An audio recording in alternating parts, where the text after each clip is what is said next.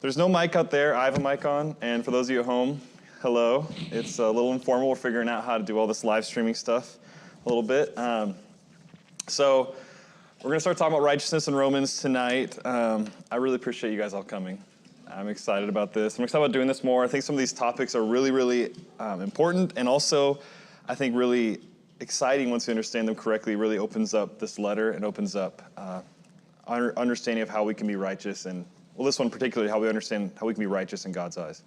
That being said, let's say a prayer, and then we'll get into the class. Please pray with me. Our God and our Father in heaven above, we are so grateful to you, Lord, for all that you've prepared for us, all that you've done for us, all the things you've written for us to read, that we may know you and understand your Son and what he's done for us and be full of your Spirit. Help us, Lord, tonight as we consider your righteousness and consider how we might be deemed righteous. And help us, Lord, to understand these things clearly, that we might have a closer relationship with you and truly understand what you've done for us through your Son. And we just pray, Father, that you would help us in these ways. Thank you for each one here tonight. It's a huge encouragement to me. And I pray, Father, this time would be valuable and that we would benefit from it. Help us to grow and help us for the rest of today, Lord. All these things we pray through Jesus Christ. Amen. All right, so if you got a little worksheet that Lily handed out, it's nice to have a little helper around. You're going to see some of these questions, and these are just basic questions. We'll go over them. I also have a lot of, my outline's pretty thorough, and so I might get caught up in looking down at this, and I'm hoping not to. But we're going to talk about righteousness. So if you look at the first question right under the title of what it means to be righteous, the question is, how do you define righteousness? Like, how do you guys, and I'm asking, like, how did you define this? If I put you on the spot and said, what's the definition of righteousness? What do you think of when you think of this word? Doing something good. Doing something good? So, or did you say something else too? Just doing good. Yeah, doing good. Anything else come to mind? Doing good kind of covers it in some senses, right? It's a simple definition. The English definition, if you look at it, it's this quality of being morally right or justifiable. So if you think about this as our definition for righteous, this flies well for God, right? When we think about righteous, God is morally right or he's justified in his actions. But this definition kind of gets difficult when we start thinking about ourselves, people. Are we morally right? Are we morally justified? Now, some people might feel that way, right? But this is the question of, well, let's understand God, understand who he is, understand ourselves. In light of him, you can only really talk about this idea of righteousness in relative terms. When you think about people in the Bible, you might think about Job, right? Job was a righteous man. But then the scripture goes on to say there is none like him in all the earth, right? So even that it talks about in relative terms, that he was righteous relative to the rest of the world. But even Job, if you think about as good as Job was he as righteous as God is? No, of course not, right? So we know that that's not right. Even though he was very righteous, he was not as righteous as God. So he's not righteous in this absolute sense. You go on to consider someone like Abraham, who was righteous in a comparative sense, but we look at his life, he certainly wasn't righteous in the absolute sense. You can look at his life, look at the mistakes he made, and there's a lot of mistakes, right? A lot of unrighteousness, a lot of things that weren't justifiable. His fallibilities were evident, and we don't even know how many fallibilities he had. But just like every other biblical character we read about, we know he had some. And these Old Testament writers made no attempts to gloss over these fallibilities. So you start thinking about some of the characters or people from the Old Testament, right? Look at this list. Noah was a righteous man, right? But his story ends right after we read about his drunkenness and that indiscretion, which is like, it's a really low point. We don't like talking about these things, right? We already talked about Abraham, his half-truths with Sarah. Joseph, even, one of the most righteous characters. Even him in his childhood, he was kind of a little punk with his family to some degree, right? He was kind of, maybe not a bad person, but he praised himself and was a little, you could read it as a little arrogant. Judah, the line that all the kings came through, the line Jesus came through, dealing in bad faith, and then turned aside for the cult prostitute in Genesis 38.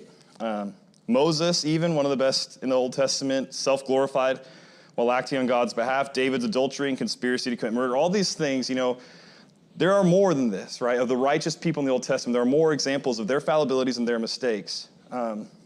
So we can look at this and conclude like Paul does in Romans 3, where it says, there's no one righteous, not one, right? That's what we can say looking at this list. But that's confusing, isn't it? Because part of the process, part of the thing we hope to as we build a relationship with God, and part of what we understand in our terms in relative sense to God is that we can be righteous, right? We ought to be righteous. We should be righteous. Because, and even so, the word righteous is applied to a lot of people in the Bible. Look at this list. This is a list of people from the Bible and where they're termed righteous or just. And it's funny, if you look at a lot of them, it's right around the time of Jesus' birth. Joseph in Matthew 1:19 was called a just man for not wanting to put Mary away publicly. Zacharias, Elizabeth, Simeon, John the Baptist, all of these people were called righteous or just, which is the same word in the Bible, in the Greek and Hebrew languages. If you look at all these people, there's not one righteous, no, not one, yet God will go through and call all these people righteous. And I guess I'm already into question 2 in the handout I gave you. I'm going to be struggling to go back and forth a little bit. But even so, there's more who are said to have possessed this quality called righteousness. Look at Ezekiel 14. And the word of the Lord came to me, Son of man, when its land sins against me by acting faithlessly, and I stretch out my hand against it, and break off its supply of bread, and send famine upon it, and cut off from it man and beast, even if these 3 men, Noah, Daniel, and Job, were in it, they would deliver but their own lives by their righteousness, declares the Lord God. So God declared these 3 men as being righteousness, right? So there's kind of a contradiction, right? And this is all I'm trying to set up at this point. We start defining righteous. We start looking at man and God in this sense. We can say, well, God, obviously righteous. He is who he should be. He's justified in everything he does. But even the best people, the heroes of faith, the people we look up to, we look at them and say, well, they're not matching up.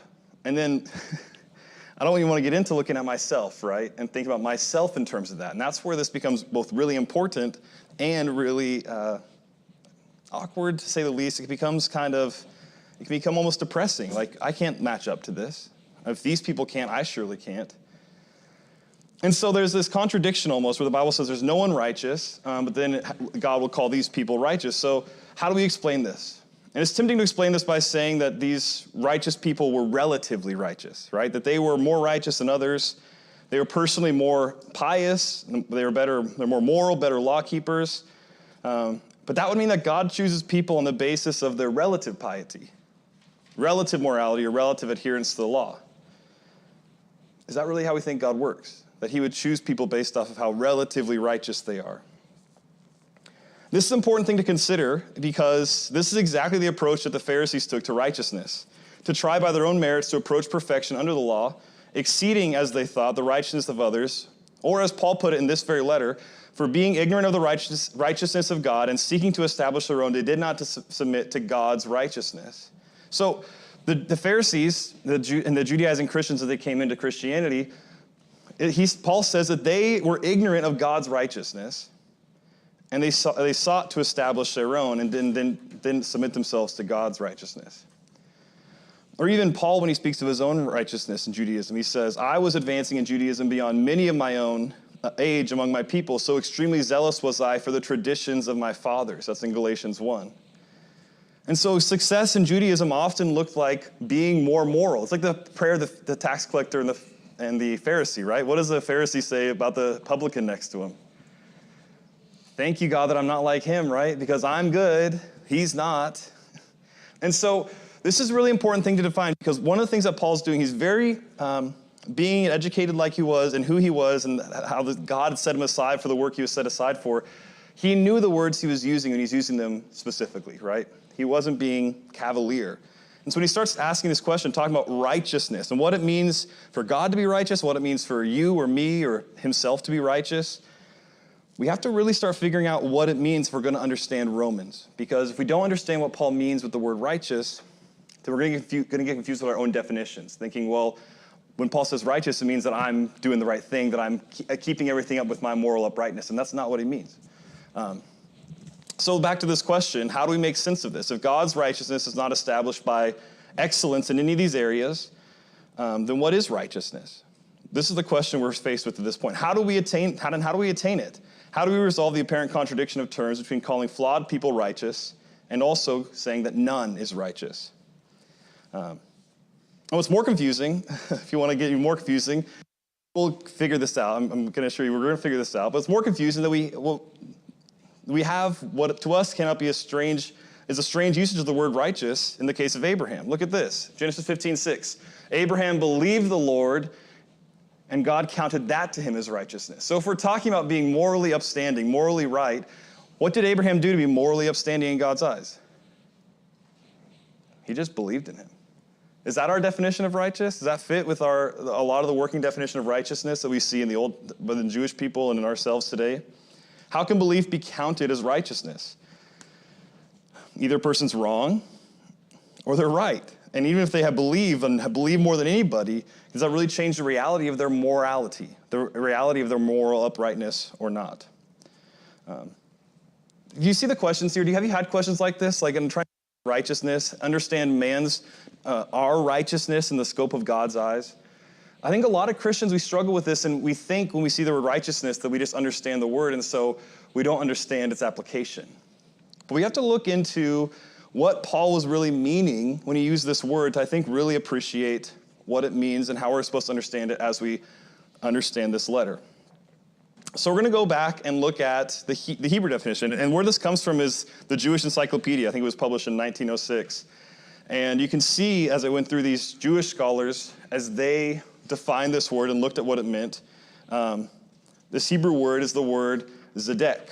And so we're going to look at the Jewish Encyclopedia and look at this definition that it gives. So here's from the Jewish Encyclopedia, the definition comes from the Hebrew root zadak. We're looking at zedek. That was zadak. This is a really helpful difference to notice. But this word zadak comes from this word as it should be, normal or fitting. Does that make sense to you? Does that sound like a sensible definition to come from? You know, if we think about righteousness, we look around, we might think about the word normal. It might be strange to think about this as the root of righteousness. You know, if the word normal is applied to you and me, it might mean typical or average. We look around at the world around us, would you say the average person is righteous? Probably not, right? But think about this from God's eyes and the scope of the Old Testament. There is... Think about this in the scope of the Old Testament. From a biblical worldview, God made man in his image, and so normal would also be fitting. And so this idea of man being normal or as fitting or as he ought to be, as he should be, means he'd be made in God's image and living like God had him to live, as God pronounced him to be. So this is how things were. They were normal in the beginning, in the garden. They were normal. We were walking with God. God was walking with us, and it was all fit. It was what it ought to be. But then one single act of unrighteousness, something that was not fitting, committed by Adam, the entire creation became unrighteousness. Everything was misaligned, nothing was as it should be, and mankind will live in the state of unrighteousness unless and until God puts things back as they should be. So, as we start thinking about this, you can go through the Bible and look at the way this word zedek is used. And this is where I've asked question number 3. In what ways was the Hebrew word for righteous, zedek, used? Here's some of the ways it was used. I want you to look at these for a second. It was righteousness. This word righteous, as it should be, was used of a weight. That it was accurate, fair, correct. It was used of a path, an offering, a king, a speech. Do any of these surprise you? That the word righteousness is used for, this is the word righteous. You just put it in. It's different forms. You can see for the outcome of a battle that different form of the word. But this is the word being used. Are any of these surprising to you? No, you can kind of put them together, right? But Yeah, we use it, you could use it in today's lingo. Yeah. You could say, yeah, you were righteous in that poop you made up. Yeah. It was as it should be. It was perfect. Yeah. Yeah. Some of these might be, what's interesting is that with some of these, there's an ethical component that comes along to this, right? So we're going to look at these and see how they help us understand what Paul is saying. But you think about a weight. That's easy to see, right? If the weight was right and you were weighing things as you should, then there's an ethical component of being righteous, that you're being just in your dealings, right? There's even Proverbs about that. A just balance and scales are the Lord's. But what about a path? Is a path righteous? We can see it because it's up here, I think, but if we thought about a path when we were going on a road and if it wasn't full of potholes or it didn't lead us to a place it wasn't saying it was leading us to, would we call it an unrighteous road? This road is just, it's condemned, it's unrighteous. But you can see it on maps where they'll show you ones Yeah. that are good, and they'll show you the ones that are best to travel on. That's true. So it's we can see the relative righteousness of roads.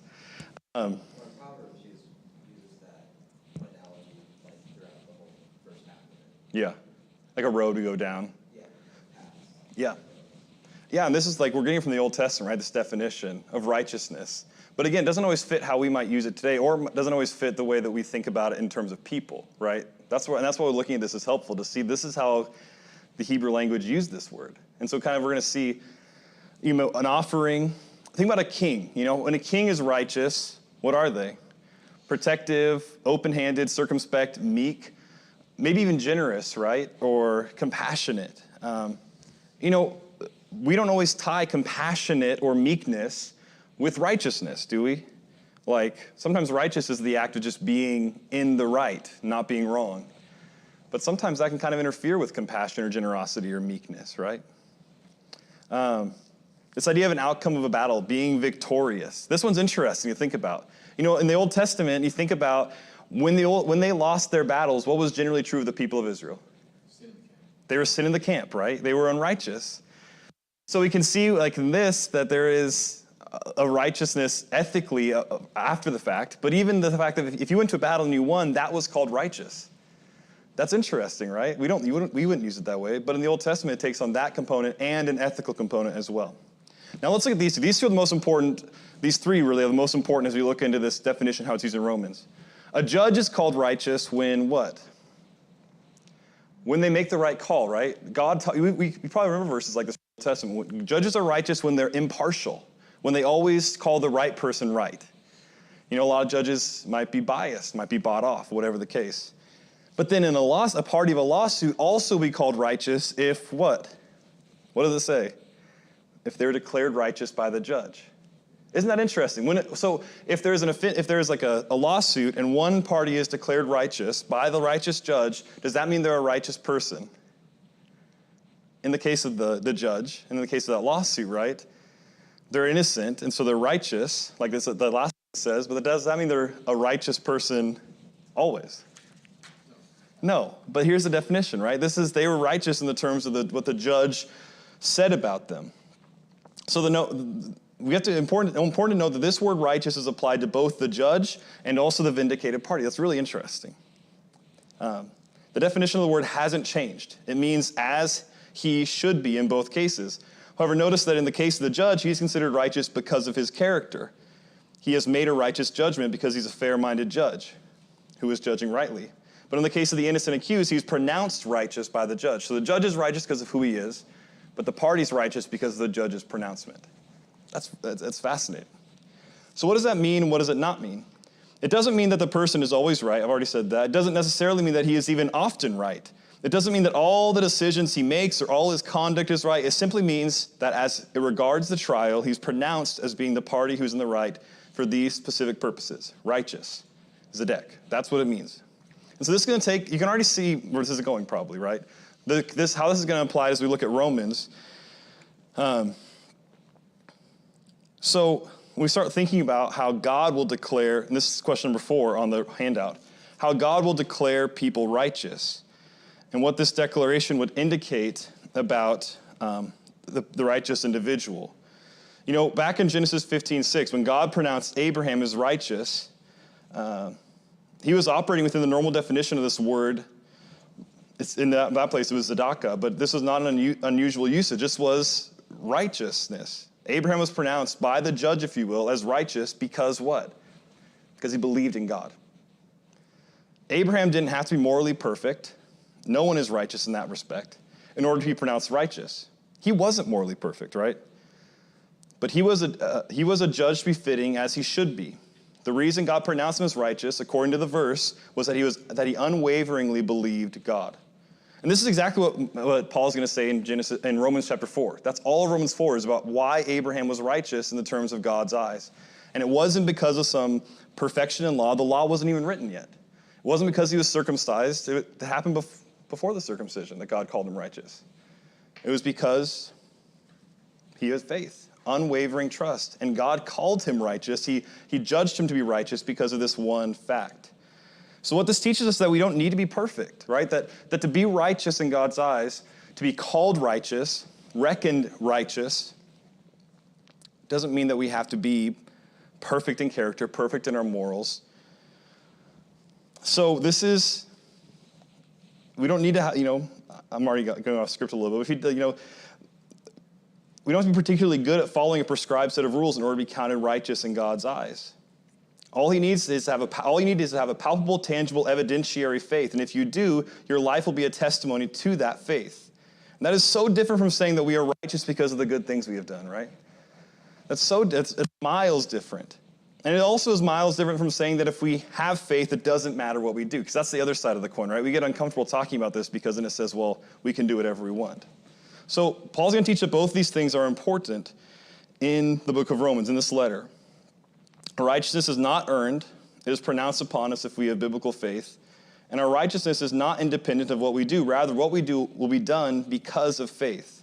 And the latter part of this book, especially chapter 12, will be dedicated to showing us what the life of righteous will look like if we let our faith drive us. But all of this to say that the definition of righteous in Romans is so different. This is all just make one singular point and make it really heavy-handedly. That when this letter uses the word righteous, it's so different than our definition.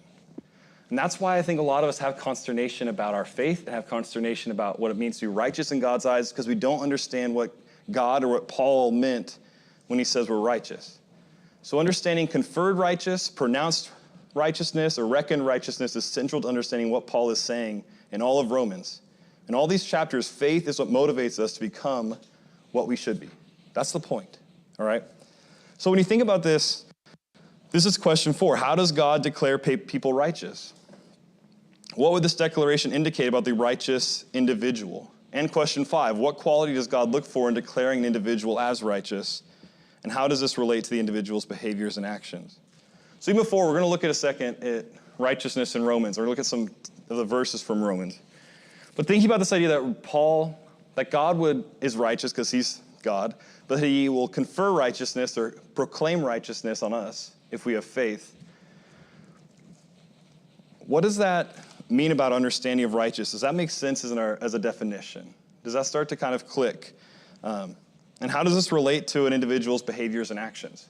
So how do we put this idea of faith, actions, works, things we do, and righteousness in God's eyes? How do we put that all together? Is it starting to make sense? Does this kind of paint a picture? I get uncomfortable lecturing and reading from a script, and so you don't have to answer. If it's an obvious yes, that's good. But is it starting to click? Do you see why this is important too? I wanted to read because there's like a lot of important, like tiny little things that make up to this big, heavy argument as to why this is important. Do you feel like a lot of Christians misdefine righteousness? Do you feel like this is a problem in our churches? There's a lot of guilt that comes along with that. Because then there's an expectation that for me to be righteous in God's eyes, I have to be perfect all the time. And then I can't confess when I have a mistake. And then I can't ever be honest or vulnerable or real with my fellow Christian. And then it's like, man, like it's all on Ben to just be righteous all the time. And that's just, it's unattainable. And so understanding this as like the word as it should be, as a working definition, and people are as they should be when we have faith in God. And we believe that he will take care of us because he is righteous and he made promises to be as he should be. And he'll be as he should be, that we can then believe in him and his proclamation that we are righteous if we just have faith. I think that some of that weariness we get from righteousness is because we are still defining it as an image. Yeah. Or not like an adverb. Yeah. Actions that we're trying to maintain. Yeah. So we're trying to maintain actions, we're trying to maintain an image. Mm-hmm. That's what kind of leads to some of this trepidation or fear of wanting to continue to be righteous. Yeah. Because Yeah. Yeah, that's why Jesus would call the Pharisees hypocrites. The word was the word for actors in the day, right? Because they were trying to attain to this image, like you were saying, of righteousness, which is unattainable, but they weren't actually living it. They were whitewashed tombs. All the things he said about them, like perfect analogies and perfect images for us understanding what a faith, and I'll put in quotation marks, what a religion that was about living up to an image would lead to. It would lead to total hypocrisy. That's the only word for it. And yet some of us, like, I think you're right, we still define righteousness as like an image or a goal, which is funny because the word image is also the word for idol, right? We define righteousness as this picture of what it looks like. And what's really hard about that is sometimes that even excludes some of the best Christians, just because sometimes that righteousness and that image looks like things that some people just won't have in their lives, you know? And that's crazy, that sometimes we can kind of get into this wrapped of this whole picture of righteousness in God's eyes, and it really starts to exclude others and include others randomly, almost. Maybe not randomly, but arbitrarily. It's better. That's a good point. So it's really important. This is what we tether our hope to, is that God judges us as righteous or deems us righteous because of our faith. And so what's going to happen a lot in here is, as Paul looks at this, he's going to have to define and defend God's righteousness. He's going to have to defend that God is righteous if he calls us righteous. And so there's all these kind of trickle-down arguments that come from this. Like, if God's righteous, then why is he doing this? Or if God's righteous, then why is he doing that? And so as we start to talk about righteousness in the book of Romans, here's some questions. I want to ask these questions as we put them up, because we kind of talked about this enough. You know, if righteousness is as the person should be, how would righteousness be demonstrated with respect to a covenant? It's an easy question, right? How would righteousness be demonstrated in respect to a covenant? You keep it, right? You're faithful to keep your side of it. And so covenant faithfulness would keeping and fulfilling all the requirements under the covenant, right? Exactly what you said. What about this? What would we say defined righteousness with respect to a judge?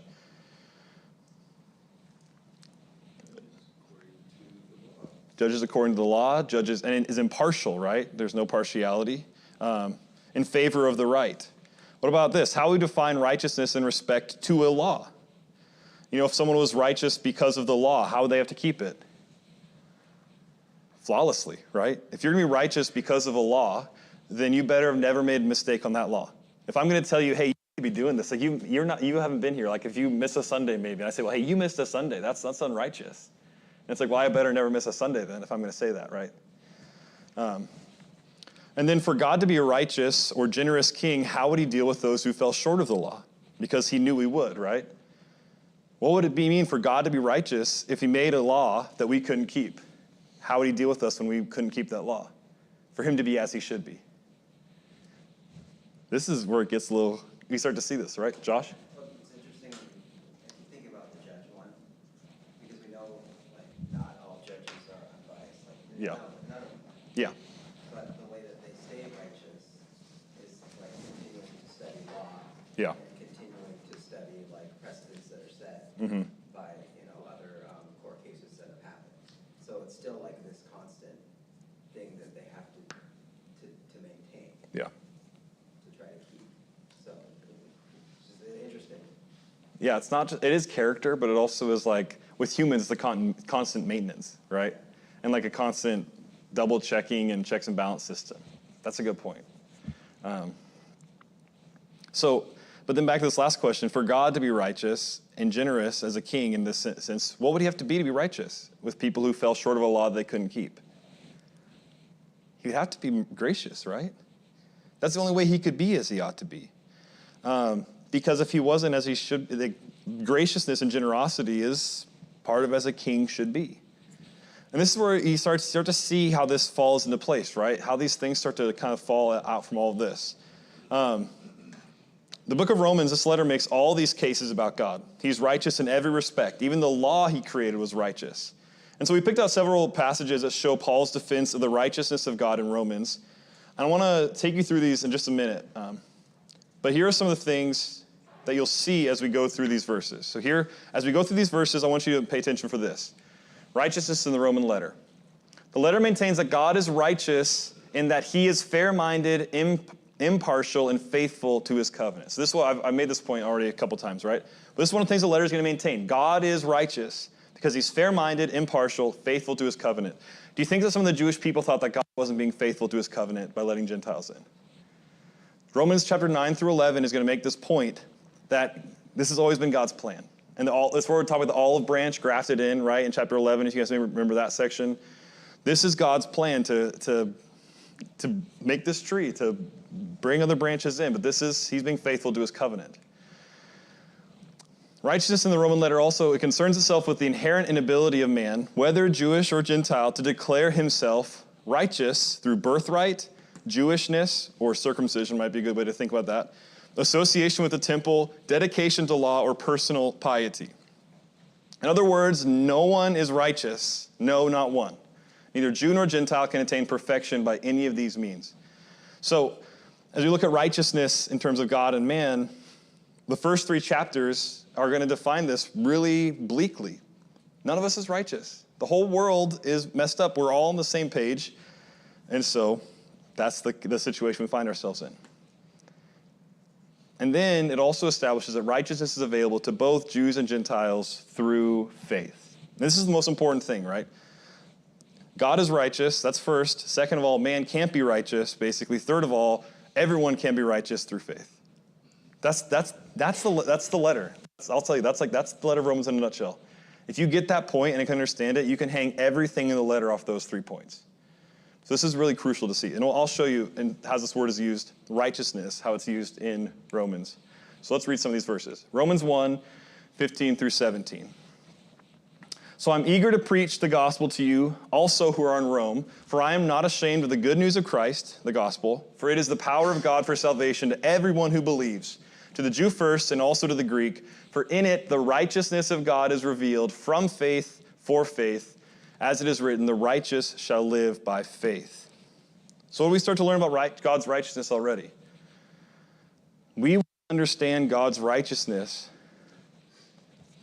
we understand maybe a quarter of it before the cross. That's a random number I just made up. But we'd understand a tiny minority of God's righteousness if we were living BC. But living from the cross, what God did on the cross for us, in his Son, giving of his Son, it revealed God's righteousness. That's really crucial to see, right? That's why Christianity is so awesome, you know? It's because it's based off of this everything can kind of fall into this one silo of Christ on the cross, what he did for us. And why? So how does that show God's righteousness? Let me ask that. If the definition that God is as he should be, why does God on the cross show his righteousness? Because that's what he says, right? That the righteousness of God is revealed in the good news of Jesus Christ. How does that reveal his righteousness? Any thoughts? It's a big question. Provided away from man, reconciled. Yeah, so like we talked about earlier, that man could never keep the law, and so God gave away, right? Because he's generous, and he is, as a king ought to be, he made a way for his loyal, which is another word for faithful, interesting, his loyal citizens to be right in his eyes. And so he gave his Son. And it's all the more meaningful, we get to Romans chapter 5, because that was who? God gave his own Son. God gave his only Son.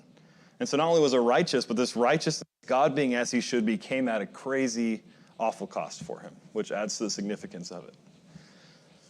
So, next, Romans chapter 3, verse 21 through 26.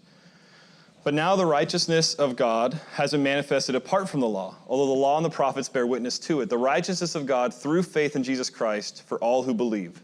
For there is no distinction, for all have sinned and fall short of the glory of God, and are justified by his grace as a gift through the redemption that is in Christ Jesus, whom God put forward as a propitiation by his blood to be received by faith.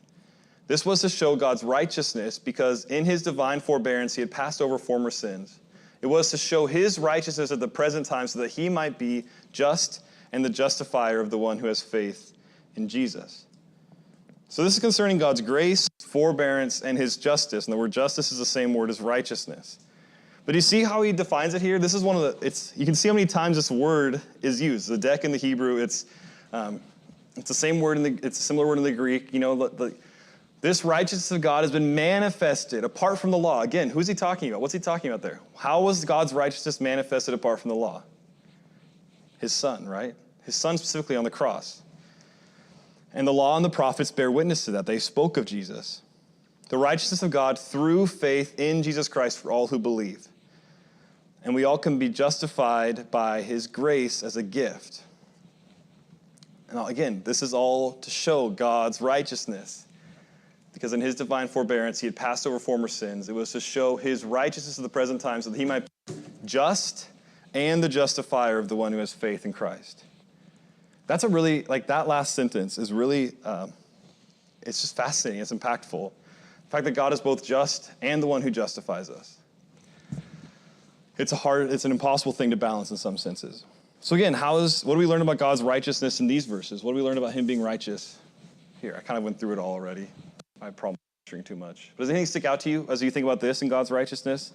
Anything confusing or anything that impresses you about God's righteousness in these verses?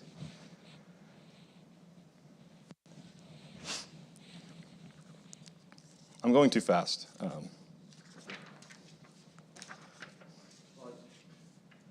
you mentioned that prior to the cross that people didn't even understand a quarter of what God's righteousness meant. And when you study the old law, and most of it was provision. Yeah. What we learned from Jesus on the cross and his resurrection is it's the ultimate provision for all the things Yeah. that we fall short. Yeah. And it just the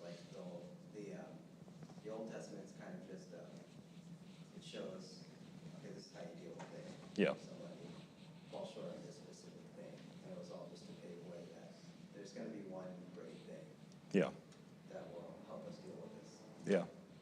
Yeah, that's why it's all talked about as shadows, right? That's such a good point to think. The old law was all these provisions, and a lot of the law God would reveal, it's interesting in Exodus, Numbers, Leviticus, a lot of times when God revealed a lot of the law, it was right after a big sin had happened in the Israel people. Like Nadab and Abihu happened in Leviticus 10, I think, and then God gives a bunch of laws after that. And then in Numbers, there's a sin where the Moabites get involved, Balaam gets involved, and they intermix with the people, and then God gives a bunch of laws after that. So you're right, it's interesting that, a lot of the laws came because of man's fallibility, right? And then God's ultimate provision for us in our fallibility is his Son. It's the ultimate demonstration of God's righteousness. Go ahead. The righteousness of God in terms of the gracious king had to be separate and apart from the law because the law commanded punishment. Yeah. It was cold and everything wrong was fit to an equal punishment. Yeah. And so the gracious and loving king, righteous, doesn't fit that. Yeah. So it had to be apart from the law. And nothing in the law demanded Jesus to come. Yeah. It demanded stonings. Yeah. And being set outside the camp or whatever the punishment was for the thing done wrong at the moment. Yeah. Yeah. And no one foresaw, besides the prophets and the words they were given, foresaw that God would send Jesus as the perfect answer of righteousness, right? That he was both justifying everybody as a perfect atonement, but also showing how just God was by being willing to do it himself, by willing to die himself, which is the perfect act of kingly grace, right? Because he's the only one that could have done it. And so all these things, it's really fascinating. We start to see this definition of righteousness in the Old Testament and see all the shadows of it, and then see that Jesus Christ came and just showed it. In 3 years, and then culminating this singular act, Jesus showed what righteousness was better than God had spoken of in thousands of years. That's beautiful. That's why Christianity is so beautiful. Part of the reason. That's one of the things. Go ahead, Dad. Yeah, and there is a dilemma because, the gracious king, then to be gracious, you would say maybe that he would forego the punishment due to you. Yeah. God couldn't do that and be just, so he designed a way that he could still get the payment made for the sin by Jesus taking Yeah. on that on himself. because the sin had been paid for. Yeah. But then he also could afford to justify the persons Yes. who now needed it. So Yeah. This is one of the most beautiful passages because it speaks to man's total fallibility and how we're all equal in that. And it's also just so succinctly puts the amazing depths God went to save us from that. And how basically the bottom line is how great God is because of that. So if you look at yourself and say, man, I'm really messed up, I'm really fallible, I make a lot of mistakes, what this passage will always take you to is, yes, but God's greater than that. And what God has done in his greatness and his righteousness being as he should be is he's known that I would be that way and made a way for me to still be right in his eyes. And thank God that he has done that, right? That's what this passage brings up. It's so beautiful to look at it. Let's keep going. So concerning the sacrifice of Jesus in Romans 5:18, therefore, as one trespass led to condemnation, that's what we're talking about with Adam, right? He was righteous, everything was as it should be until Adam messed up. And one act of unrighteousness led to condemnation for all men because we all followed suit. So one act of righteousness in Jesus leads to justification and life for all men. So, again, this one's more straightforward, right? But this is what Jesus, again, all this is speaking to the cross. All this is speaking to what Jesus did on the cross. Again, look at this in Romans chapter 7, verse 12. Concerning the law of Moses, the law is holy, and the commandment is holy and righteous and good. Isn't that kind of puzzling to think about? When Paul's going to write about God's law, even God's law that he gave is holy, and the commandment is holy, and it's righteous. It's as it should be. But even though we're not, in this same section, Paul is going to talk about how wretched he is and how the law, he wouldn't have known not to covet if the law hadn't told him not to covet. But then when he read that, what happened? Remember what Paul says? It produced coveting of every kind. And this is just like the case of man under the law, right? And this is what you were talking about. The law is full of provisions. Hey, Ben, you really messed up in this way. Don't do that. That's what the law says. And so what the law is righteous and holy and good because it was helping us see all the ways that we weren't like God. And what Paul says is, I wouldn't even known the ways I wasn't like God if the law hadn't told me. And that's a good thing, even though it does cause us to be forlorn or sad.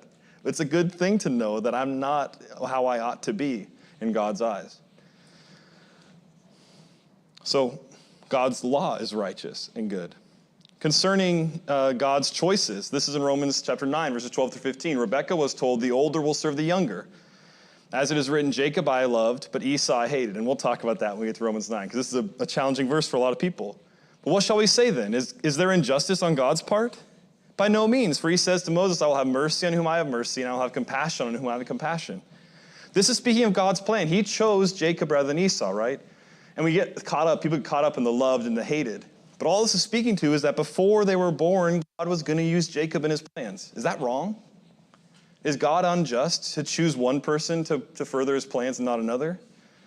Maybe we say, maybe you feel like he is. Maybe I feel like he is. But the bottom line is that this isn't unjust. This is God's choice. It was his choice to go through Jacob and not Esau. And you can see in Esau's life, you read about later in his life, was he blessed? It seemed like the life that he had a whole nation come from him. I'm not saying that makes everything all right. But this idea of God hating Esau isn't necessarily what we see on the face of it. All it means is that God chose Jacob for his plans. And we'll talk about that more. I'm already getting out of this one. But God's choices are righteous, right? And what's funny is the Jewish audience, they would have been like, well, yeah, of course this is righteous. This is our heritage. We're sons of Jacob, right? So this is why part of the reason Paul uses this specific example is because he was speaking to a group of Jewish people who thought God was unjust for choosing the Gentiles. And Paul will use this and say, well, look, he kind of made a similar choice way back when with a couple of twins you might have heard about, Jacob and Esau. Isn't that where you came from? Aren't you a part of God's grace because of one of the unjust choices he made back then? And so you look throughout history, and every person, Jew or Gentile, would have to make the same conclusion, that God made a choice for me to be a part of his plan. Jew or Gentile, Jacob or Esau, it's all the same, right? God's choices are just because he can make whatever choice he wants. And thankfully, he's made a choice to include us. All right, one last one. Concerning the righteousness of the Israelites. Brothers, my heart's desire and prayer to God for them, the Jewish people, is that they may be saved. For I bear witness to them that they have a zeal for God, but not according to knowledge. For being ignorant of the righteousness of God and seeking to establish their own, they did not submit to God's righteousness. And this is the problem, right? This is the problem of all Romans. This is the problem of so much of Christianity today, is that people are ignorant of God's righteousness. But of all people, who should have been knowledgeable of God's righteousness? The Jewish people, right? You look through and look how many promises God kept. Look at who he is. Look at who he's been. Look at who he was. But they were ignorant of God's righteousness, and so what did they try to do? They tried to establish their own. And in doing that, they did not submit to God's righteousness. They did not submit to things that God did to make us as we ought to be. And we can fall in that same trap. That's part of the point of looking at all these things, that we look at God's righteousness, and we look at all the things that happened with the people he chose. And even though they were ignorant of all this, they shouldn't have been. And they were. And so these are Paul is going to defend in God's righteousness. And a lot of these defenses come in the first 11 chapters, where Paul is really making these points and making this solid case, much like a lawyer almost, about God and who he is, and the fact that God is always who he should be. And how, if we don't understand it, then that is more pointing to a deficiency of our own rather than his. Any final thoughts about all of that? We're going to talk about one more thing to wrap up, but just as we pause there, I know I threw a bunch of verses at you, but this, really, I just wanted to show you, first of all, why this word is so important to understand, and secondly, how much Paul's going to use it and make the same kind of a singular point almost. Even though he uses it in a bunch of different contexts, it kind of funnels into this same point and hits us all. Hits all of us equally. Any thoughts about all of that? Righteousness in Romans, righteousness, our righteousness, God's righteousness, God being as he should be, we being as we should be.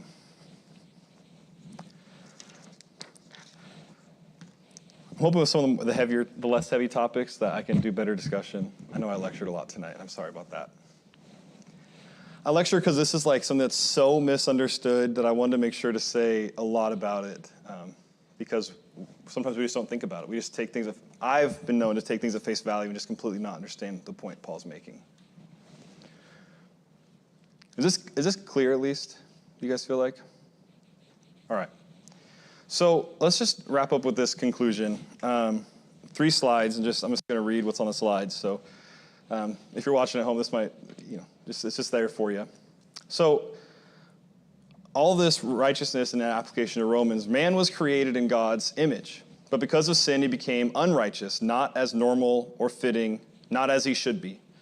Laws were added to regulate behavior, provisions, like you said, Josh, and to apply divine guidance for living under less than ideal circumstances. Those laws did not make adherents righteous. Rather, they called out and brought focus to their unrighteousness. They made it clear by how much men had missed the mark. Man was not, indeed could not be made righteous through keeping of the laws that accumulated because of his own unrighteousness. You see that? Like the laws were made because we were unrighteous. And so we try to keep those laws and we think, well, if I keep these, then I'm righteous. And it's like, well, no, the very reason those were made is because you're not righteous. You see that? That's what the point Paul's making in Romans. But there were people who gained God's favor. That's grace, favor and grace. Not because of their perfection in law keeping, but because of one peculiar trait that they had that others lacked: faith. They believed, trusted in, relied upon God when others relied upon themselves or upon their own moral rectitude. God pronounced those righteous who trusted in him and held the rest under the condemnation of which they were worthy. This is why Hebrews 11 is so amazing, right? Is there any characters in Hebrews 11 that you guys know about off the top of your head that you wouldn't look to as a moral, righteous person that you look up to? Rahab's on there, right? What about Samson? I heard the story of Samson. The dude was just selfish, self-centered, one of the most immoral people you can read about. Just did whatever he wanted, slept with whoever he wanted, just kind of towed the line whenever he wanted to get what he wanted out of life. But Hebrews 11 says what? At least in one moment of his life, we know that he relied upon, believed in, trusted in God, and God counted him as faithful. That's unbelievable, right?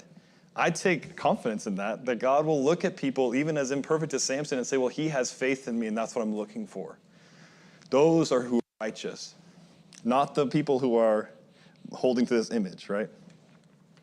So the upshot of this is that where the epistle to the Romans is concerned is that God has pronounced Abraham righteous. That is to say, a verdict was pronounced upon him not because he was an excellent law keeper, the law had not yet been codified. and not because he had achieved a high level of moral rectitude, although his faith most certainly led him to be more so than he would have been without it, nor because of circumcision, but because of his faith, his unwavering trust in God. You see what's going on here is God pronounced Abraham righteous, and this is the example of what faith and righteousness is all about. He wasn't a lawkeeper. He wasn't morally better than most people. But his faith led him to be more than would have without, right? This is where I want to maybe have one final discussion. This is where we get into the difficulty, right? Mitchell made a comment on Sunday about this, that actions are significant in our faith, right? That's what James says. But what part do they play? And how do we find the place for our deeds, our works, our actions in righteousness and in faith? You see, Abraham acted like he did. He was willing to sacrifice Isaac. Why? Do you remember what Hebrews 11 says about the choice Abraham made? What did he believe when he did that? He believed that God would raise him from the dead. Abraham had never seen that. Abraham had no idea. He was kind of just pulling things out of his head because he knew that God told him to do it. And so God would find a way to do it, to make it right. He believed that God was righteous. And he trusted in him. And that led him to actions that no one else would take. You can look at Abraham, it's so interesting because what he did from a lot of human standpoints is absolutely immoral, right? What was he getting ready to do up there on that mountain?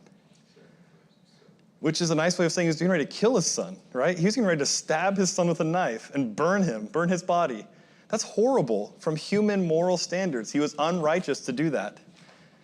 And from his own human standards, he might have felt like crazy. But he had trust in God as righteous, and his faith led him to do things that he wouldn't have done otherwise. And that's why, and so this righteousness that God pronounced upon him wasn't just his faith, was what he just believed, but also it led to actions, right? So we start to see this discussion, that's why it's murky with people. In our judgments, as we judge ourselves and judge others, then we kind of move the ball a little bit and say, well, you're not righteous because your faith isn't perfect. And that's where we start to, make the discussion what it was already, but different terms. Does that make sense? Yeah, well, it makes me think again what you said, just how they didn't understand until the cross, and that's something that was not even revealed until Hebrews, like why that was right that Abraham did that. Yeah. It's still kind of like, well, that's a really weird story. Yeah. And that ties it up. Yeah. Well, this is exactly why that was okay. Abraham actually believed that it would be okay when God would give his son back. Yeah. Yeah. And then A lot of that from Hebrews does the same thing. Mm-hmm. Yeah. Yeah. Absolutely. And so what's interesting in the story of Abraham is that God was never planning on making him actually go through with it. That was God's plan. From God's eyes, he's like, I'm not going to let him kill his son. It's like, but it was an opportunity for Abraham to know, really, I think that was mostly for Abraham to know that he does believe in God, no matter what happens. Mark? I just love all the list of names you had and the whole general theme, because all those characters just should give us courage, because God was able to use them still. Yeah. And Lot. Yes. Just Lot. And it goes right along the same theme as how is David a man after God's own heart. Yeah. So it's just really, it should give us a little courage. Yeah. Because if you can help them, and use them, you can use us as well. Yeah, amen. And we talked a lot about Abraham. Paul's going to spend, the Holy Spirit through Paul is going to spend a whole chapter on Abraham. But David gets quoted, Psalm 51 gets quoted, I think Psalm 32 also gets quoted, which are both Psalms that David wrote about forgiveness. Psalm 51 was definitely written after Bathsheba. Psalm 32, I would imagine, was also written after Bathsheba and the sins committed and in killing her husband. What a horrible thing to do. But by his faith, God made his life right again, even though he still paid the consequences and his whole family fell apart. There's all these things that happen that are horrible. But David's relationship was made right with God after that, and God still used him in his family line, and all the promises God made, he kept. Maybe I'm not making my point, but it's just amazing the way God can use us through our mistakes if we do what we ought to do and bring our mistakes to him, right? This idea helps us understand, I think, really comprehend what it is God's expecting of me and of you. Like, sometimes I feel like with my job as a preacher, what I can sound like is saying, well, hey, like, you need to do all these things right, and here's, like, we're trying to do all these things right, and we are. Our faith is hoping to grow in ways that lives out God's righteousness. But maybe one of my failings is not always just saying, you know, at the end of the day, when we pillow our heads at night and we say our prayers before bed, what it's really about is that we trust that God's going to make it right. All the good things I did today, and even all the bad things, I hope that God kind of puts them in his accounting book and his ledger and kind of weighs them all out as righteous. Not because they ought to be, but because he might do that. Because he can do that. Because if I believe in him and trust in him, even though it's almost like especially, like this is I think the point you were making, Mark, especially when I'm imperfect, I trust God all the more. And even in my sins, it helps me build my faith. There's an opportunity to build my faith, even in my sins. And again, Paul kind of makes this point. Should we sin then that grace may abound? Well, of course not. But all it is that we have confidence that God's grace abounds more than our sin. And that's what's so amazing. Romans covers all these things. All the questions we might have as these sub-questions. Paul's going to ask them and literally ask them, like, what, should we do this then? Well, of course not, but here's why. Well, does that mean this? Well, no, that God's still righteous. And so if we want to practice something, we need to practice strengthening our faith. Strengthen your faith. Because when we unwaveringly trust in God, God will pronounce us Zedek, as we should be, righteous. And our faith will lead us to do all God's will. With it, we will be better than we are. With it, we will do extraordinary things. Without it, we can never be fit for God's kingdom. That's the point of Romans, is that if we want to be as we ought to be, we better start trusting God more. And what that means is that I'm not trusting myself to do all the right things every single day. And sometimes we can feel that way. And that is a burden that the Pharisees couldn't keep. It's a burden the Jewish people couldn't keep. And it's a burden that you and I definitely cannot keep. So this is the point of Romans. This is why this word is so important. It's because Paul's making a point with it that is very important. I keep using that word, but it is. So that's all I wanted to point out. Any final thoughts or comments, questions about all this? I'm really hoping to get to less lectures as I teach both Sunday morning class and this class. I think that it's helpful sometimes because I've thought about these things and I've read about these things, listened to these things, and so I wanted to share them. Because I hadn't heard these things before. And I figured if I hadn't, then maybe other people hadn't. So I wanted to share them because I think they're really, really helpful. And this kind of makes it tangible. And so from here on out in this class, when we read the word righteous, I'm going to just say as he should be, or as we ought to be, because I think that really helps understand it, really simplifies it. And the few topical classes we have, the rest of these midweek Romans classes, where I had the question, the subject is what is righteousness? Next week is what is sin? We're going to put a new word in for them to help us understand it. Sin, here's a spoiler alert for next week, is moral failure, which maybe isn't helpful. We can also think about missing the mark is an important way, but seeing it as that is, we'll see why that's helpful. And seeing righteousness as being as he should be or being as you should be is really helpful when you understand what that means. And so that's going to be some operating definitions moving forward for Romans. All right, well, I appreciate you guys listening. I appreciate your attention. I appreciate your comments.